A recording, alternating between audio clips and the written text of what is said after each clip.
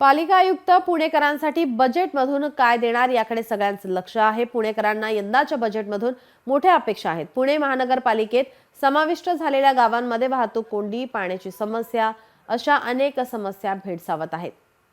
याविषयी नागरिकांसोबत संवाद साधला आमचे प्रतिनिधी अमोल धर्माधिकारी यांनी। पाहूयात।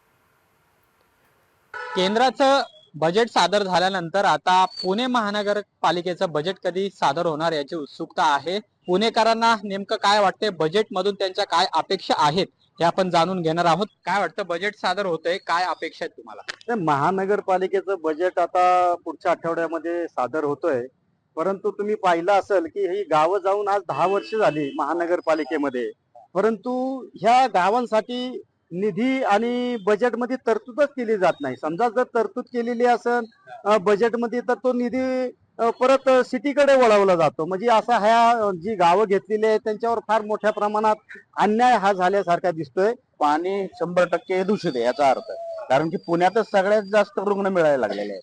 मग याचा अर्थ महानगरपालिकेने त्याच्यासाठी ठोस उपाय काहीतरी केले पाहिजे, त्यासाठी काहीतरी ठोस रक्कम त्याच्यासाठी त्यांनी उपलब्ध केली पाहिजे। बजेटमधनं अशी अपेक्षा आहे की गर्दीसाठी जे प्रचंड रस्त्याची कोडी होती त्यासाठी कॅनेल रोड आणि नदी रोड हा झालाच पाहिजे। त्याच्यासाठी 2-4 झाडं किंवा 2-4 घरं अडचणीत असतील तर ती लवकरात लवकर करावी।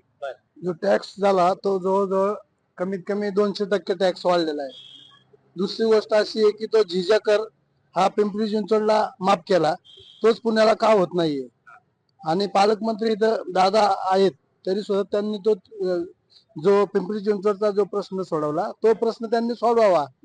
आणि आम्ही टॅक्स भरायला तयार आहे, परंतु आता जो टॅक्स आहे तो टॅक्स आम्ही भरू शकत नाही, कारण आमच्या 200% टॅक्स म्हणजे काय, तेवढं भाडंही मिळत नाहीये। लोकशाही मराठी ऐका, पहा, जागरूक रहा।